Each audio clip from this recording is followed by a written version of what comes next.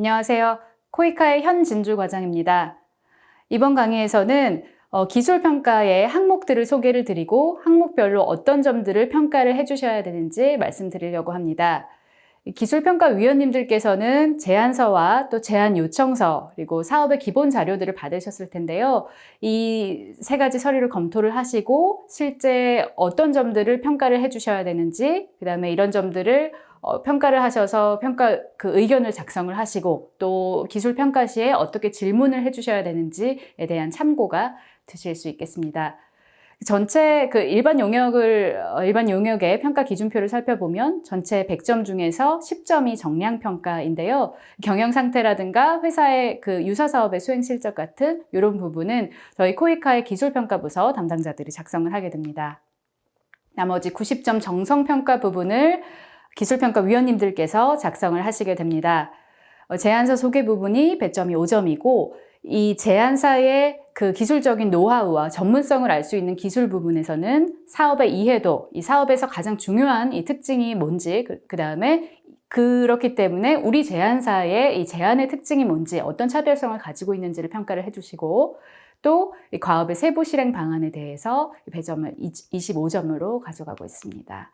그리고 사업 관리 부분인데요. 투입 인력의 현황과 운용 계획에 대해서 평가를 해주셔야 하고 사업 관리, 실제로 성과 관리라든가 일정 관리 같은 사업의 세부 관리 방안, 그 다음에 과업의 현지화 전략과 이 범분야, 이 크로스 커팅이라고 하는 젠더라든가 환경, 이런 모든 사업에 해당될 수 있는 범분야의 이 사업 수행 적용을 어떻게 할 것인지에 대한 평가를 해주시면 됩니다.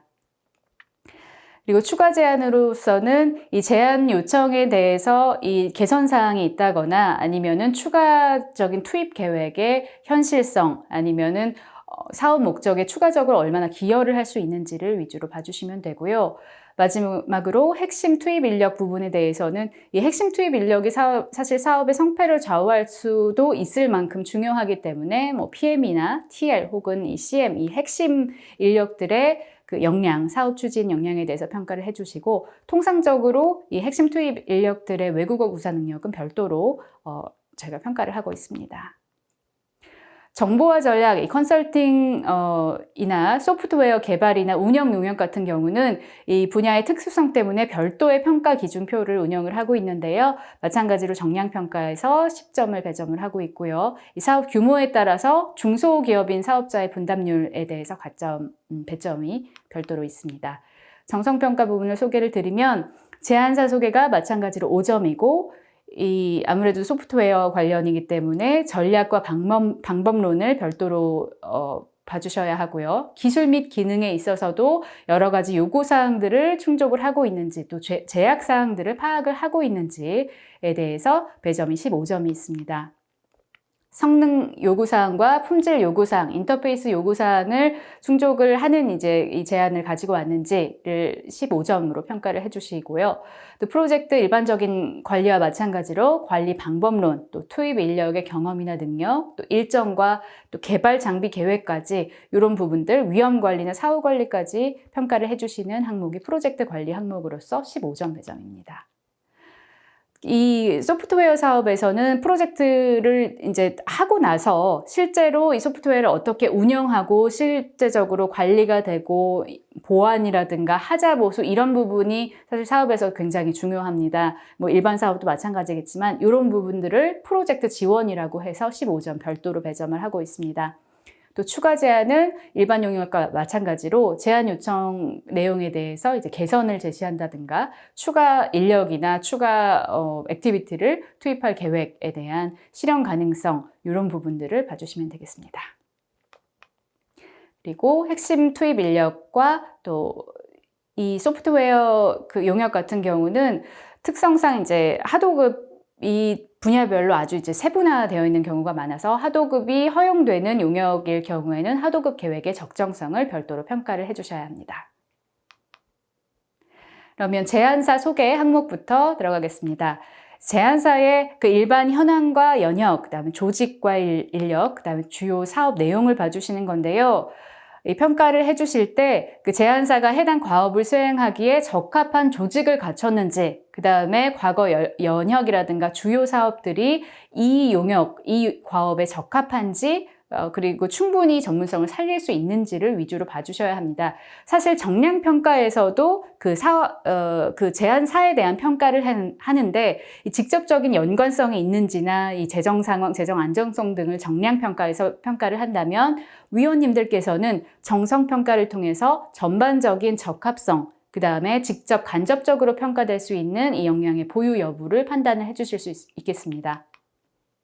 제안사 소개 부분에 있어서는 예컨대 이 제안사가 과다하게 그 유사한 용역에 중복으로 투입되어 있지 않은지를 살펴봐 주실 필요가 있습니다.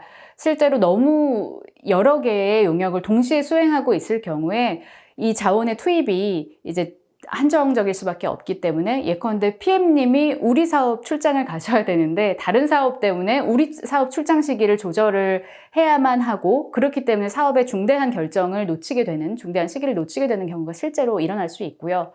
더군다나 이제 코로나19 같은 경우에 이 사업 일정 관리나 사업 인력의 투입에 대한 관리를 이제 플렉서블하게 해야 되는데, 이럴 때 적시에 투입 인력 조정이 가능할지 이런 부분을 특별히 봐주실 필요가 있겠습니다. 그리고 선행사업을 위원님들께서 인지를 하시고 계시는 경우, 혹은 선행사업 사업 이력들을 써왔을 때 선행사업에서 예상할 수 있었던 문제점들, 이런 것들에 대해서 질문을 해주시고 또 이 평가 의견으로 작성을 해주시면 저에게 큰 도움이 됩니다.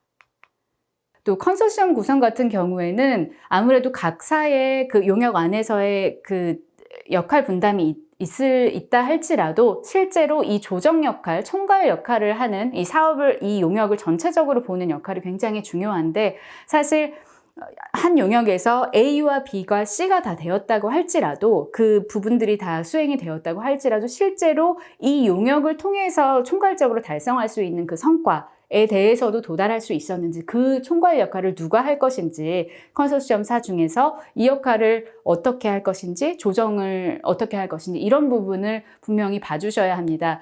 컨소시엄 용역사 같은 경우는 사실은 그 용역 안에서의 전문성은 저희가 의심할 수가 없고 굉장히 우수하다고 보여지지만, 이런 이 사업 관리상의 리스크 때문에 이런 리스크를 상쇄할 만한, 넘어설 만한 확실한 역할 분담 계획에 대해서 특별히 봐주시기를 요청을 드리겠습니다.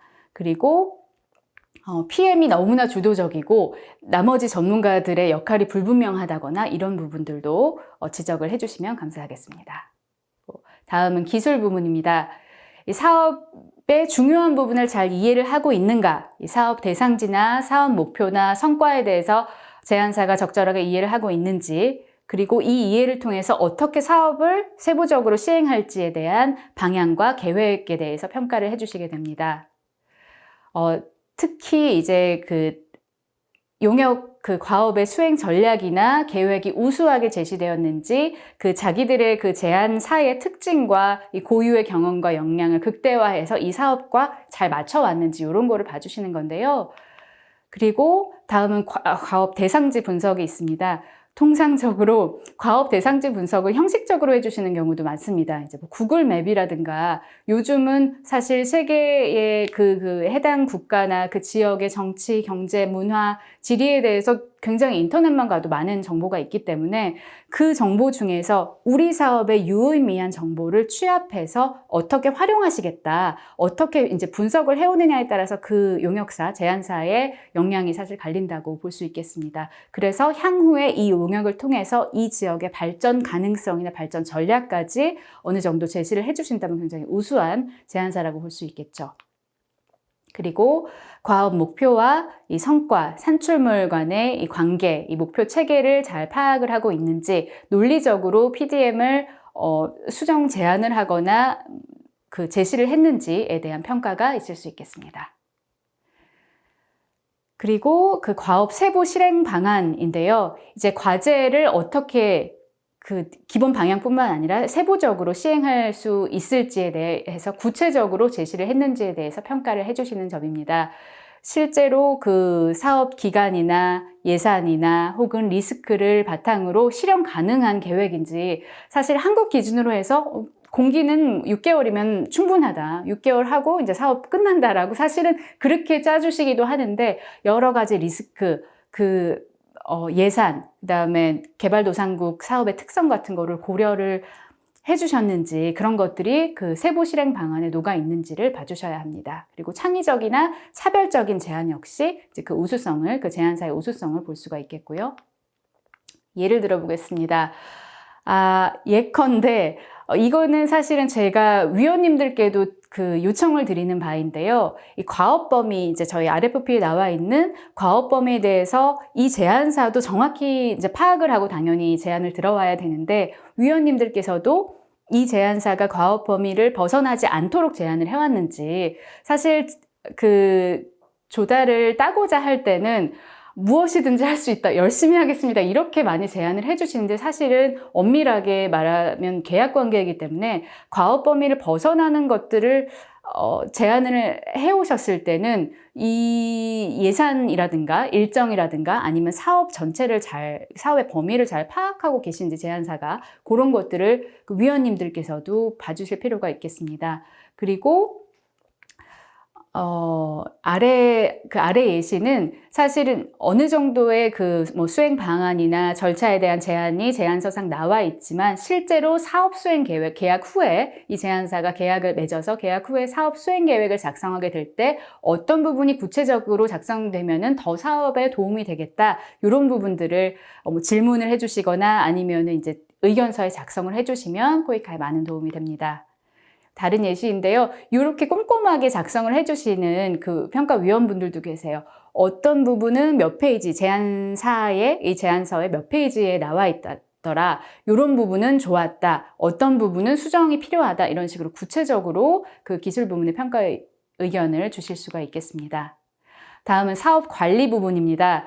사실 사업 이 용역의 그 기술적인 부분뿐만 아니라 사업 관리 부분이 중요하다라고 누누이 말씀을 드리는데, 그 첫 번째로는 투입 인력에 현황하고 그 인력들을 어떻게 운용할 것인가에 대한 계획 부분, 그리고 실제로 사업을 관리하는 방안, 이렇게 크게 두 가지로 나눠집니다.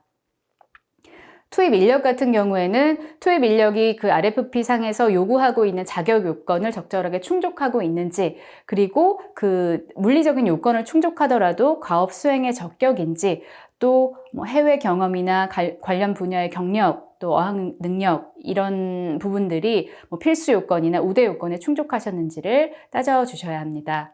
그 다음에 그 인력 운용 계획에 있어서는 실제로 이런 전문가들을 제안사에서 어떻게 운용을 할 것인가, 구체적으로 이런 그 계획이 제시되었는지, 그 다음에 적절한지, 예컨대 전문가 투입을 그 공수를 아끼기 위해서 뭐 두 가지 분야를 뭐 한 전문가에 맡길 수도 있겠죠. 근데 실제로 이 두 가지 분야를 한 분야 전문가가 볼 수 있는 그런 성격일 수도 있고 또 아닌 성격도 있잖아요. 그러니까 이런 거는 사실은 저보다는 기술평가위원님들께서, 전문가분들께서 그런 적절성을 따져주셔야 하는 겁니다.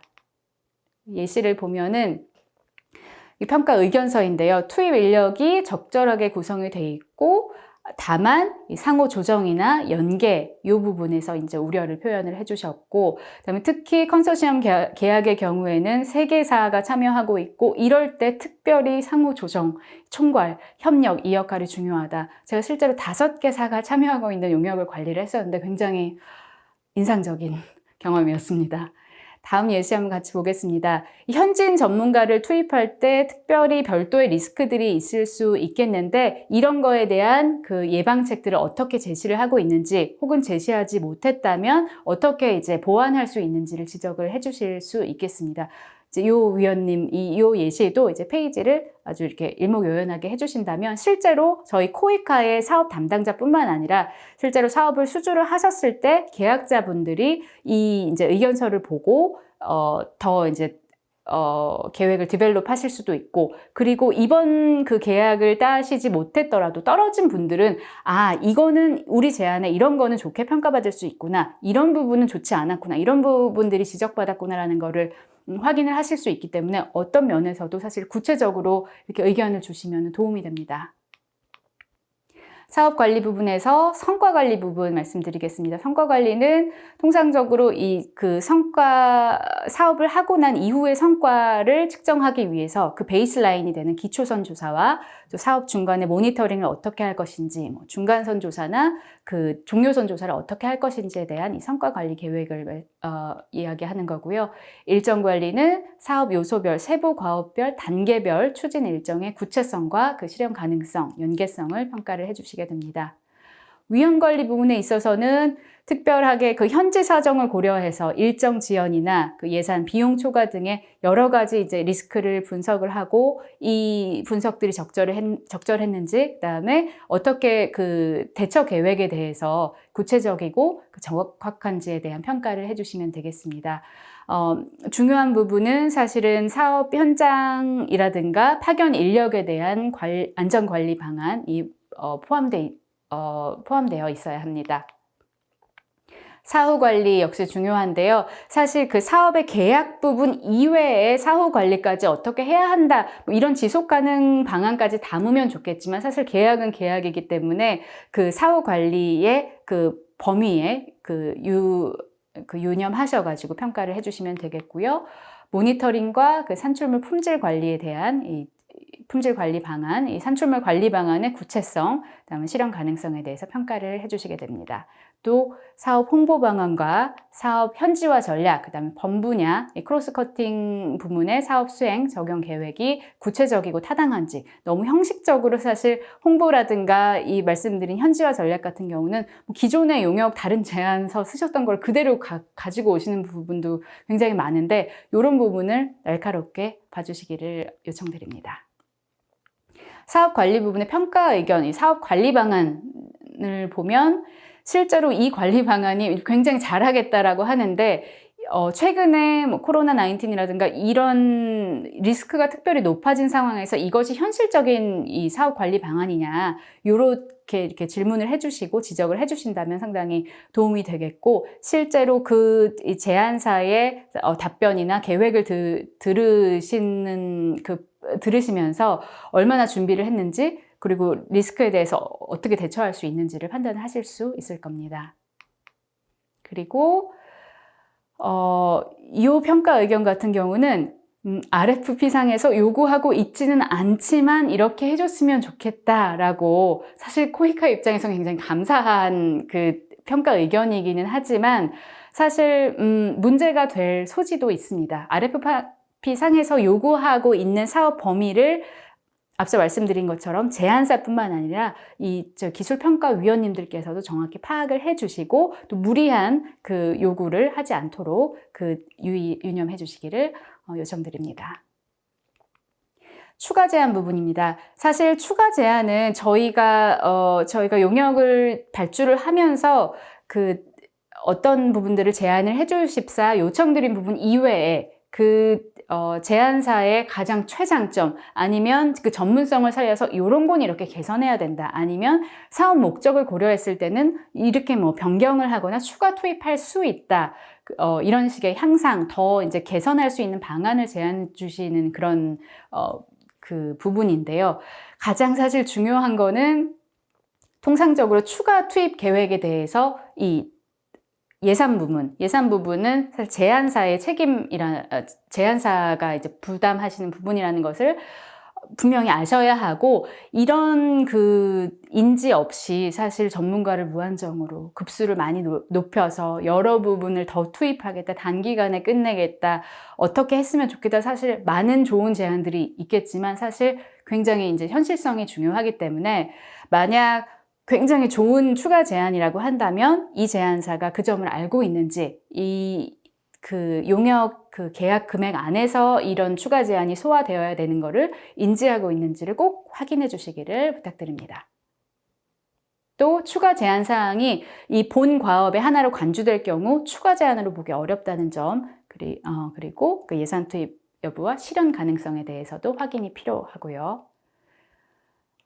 예를 들어서 많이 이제 제안을 해주시는 부분이 현지 조직과 현지 대학과의 협력 체계 구축을 통해서 예, 감사하고 너무 좋을 것 같습니다. 맞습니다. 그런데 어떻게 할 것인지, 현지 대학과 어떻게 협력 체계 구축을 어디까지 할 것인지에 대해서 한 번 더 들어가서 짚어주셔야 하고요. 그리고 여기 역시 뭐 인력 투입이나 그 등급 상향을 하겠다라고 했을 때 인건비 부담이나 이 자금 조달 계획에 대해서 물어주셔야 합니다.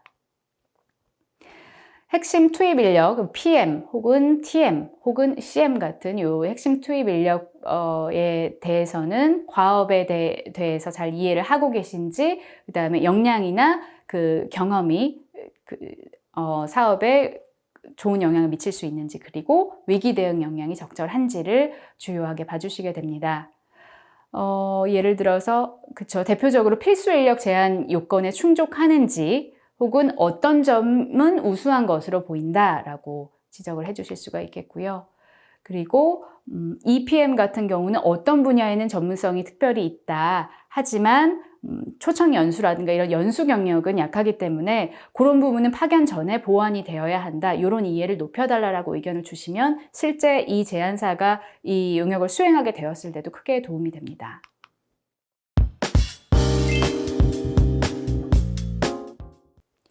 다음은 용역별, 그 다음에 그 사업 분야별 특성을 고려한 기술평가의 주안점에 대해서 설명을 드리겠습니다. 이 코이카의 사업 용역이라고 한다면 개발 원조 사업을 효과적으로 수행할 수 있는 이 역량 있는 파트너사 선정하는 게 공통의 목표이고, 또 개발도상국의 발전과 빈곤 퇴치를 위해서 노력을 해야 된다는, 우리가 한 방향으로 가고 있어야 하는 게 기본적인 전제입니다. 통상적으로 저희가 가장 많이 발주하는 것이 이제 사업 시행자, PMC 용역인데요. 사업의 총괄 관리라고도 저는 생각을 합니다. 그 프로젝트 매니지먼트 컨설팅, 사실 컨설팅뿐만 아니라 전체적인 프로젝트 관리의 성격을 포함해서 전반적인 실행까지 책임지는 사업자, 저희 파트너입니다. 가장 중요하고 가장 제가 믿고 따라가는 분들인데요.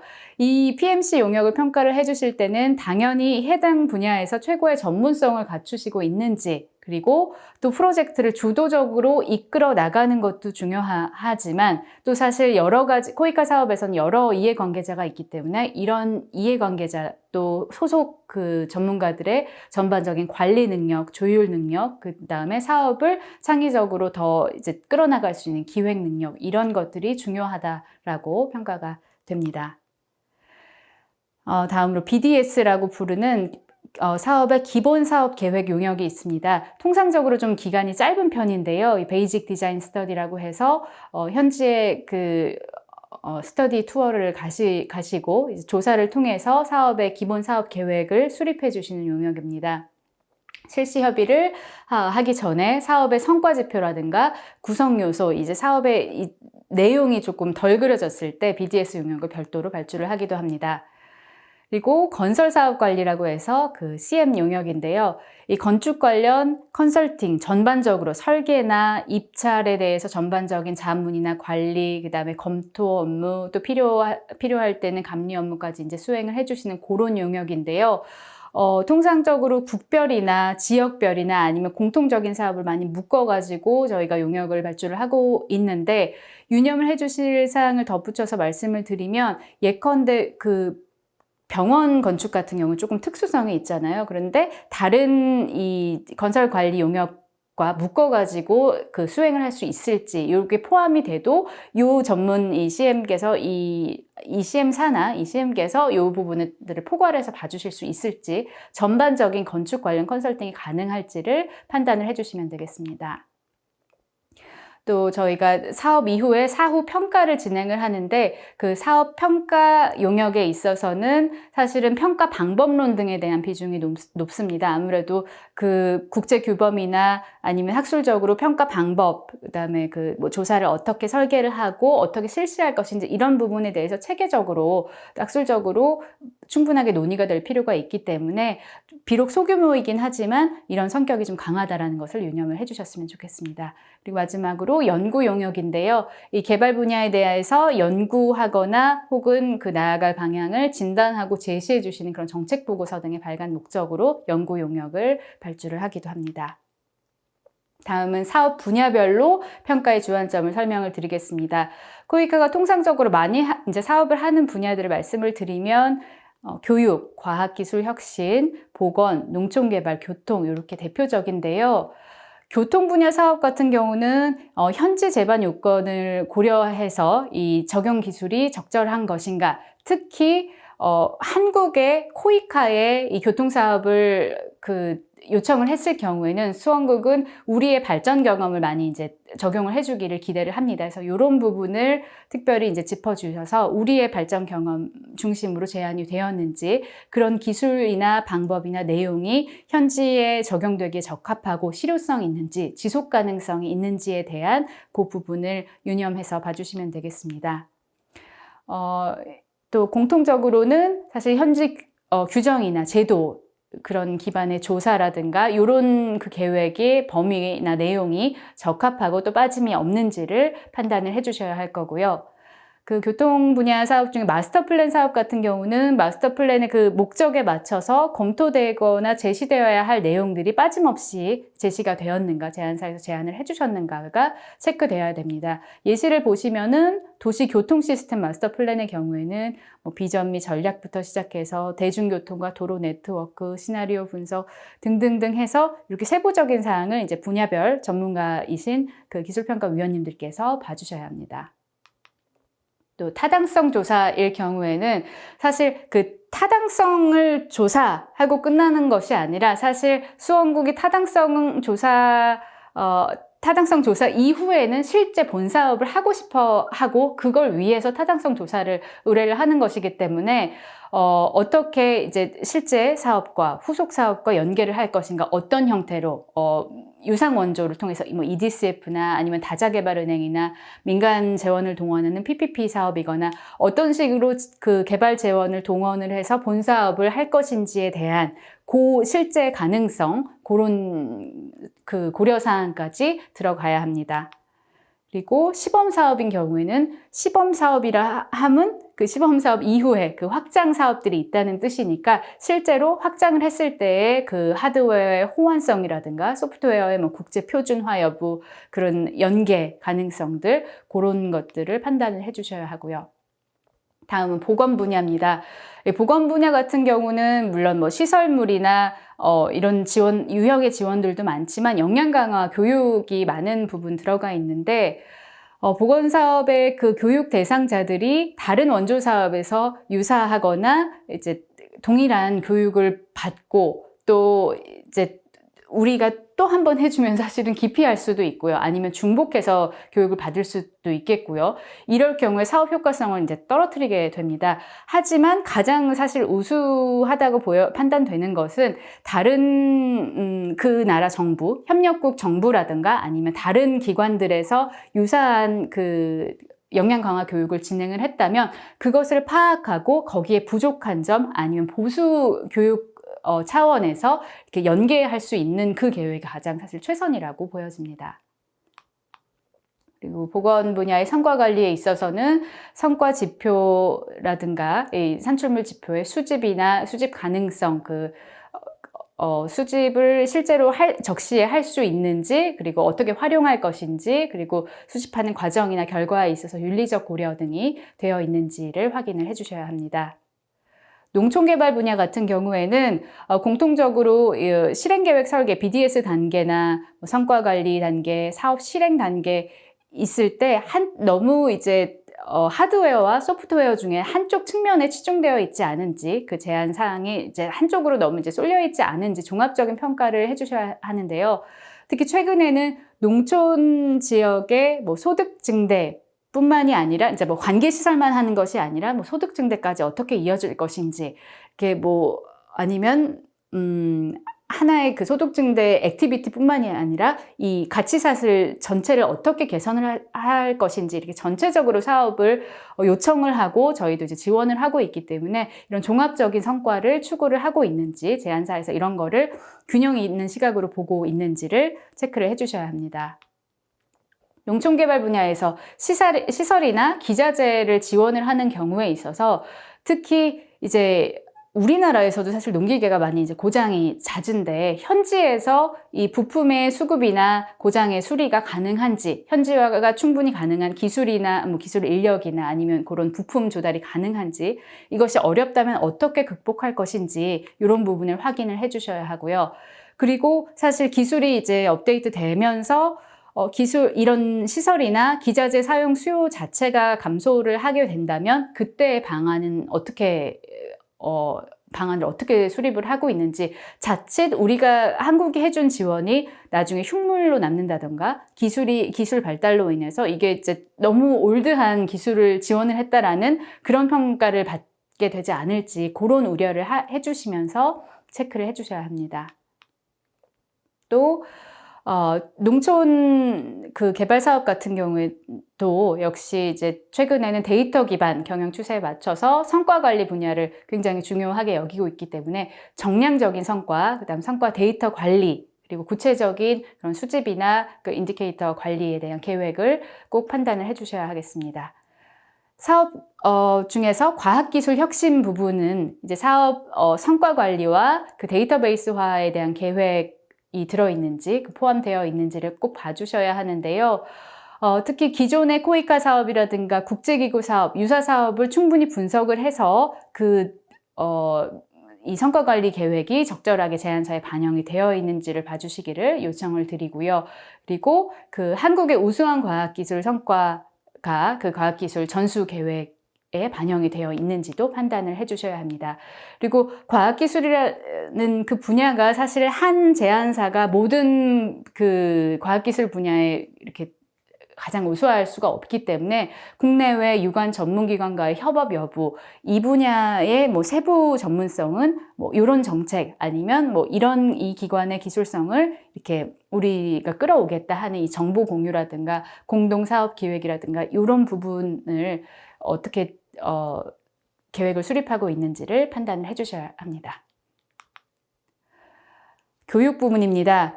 사업 내용에 따라서 사실은 교육 프로그램 기획이라든가 그 구성, 교육 그 컨텐츠나 강사진을 구성을 할 때 제안사 역량에 따라서 제안사의 우리의 그 용역에 맞춰서 제안사 재량에 따라서 제안을 해주시도록 그렇게 자율 구성으로 용역을 발주를 드리는 경우가 있는데, 이 경우에는 사실 판단을 해주실 때에도 그 재량에 따른 제안의 그 특수성, 그 부분, 그 기술성, 그 전문성을 위주로 봐주셔야 합니다. 이 전체적인 사업 관리 능력과는 약간 별도의 사안이 될 수 있다라는 그런 말씀이고요.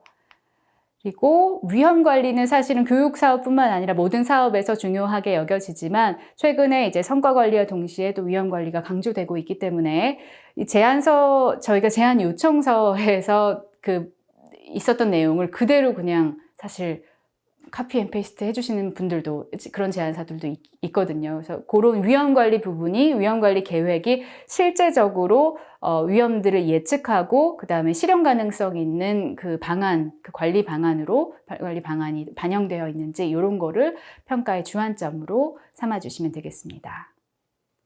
네, 이상으로 기술평가에 있어서 주안점을 같이 살펴봤는데요. 사실 코이카의 개발도상국과 함께하는 이 사업은 저는 종합예술이라고 생각합니다.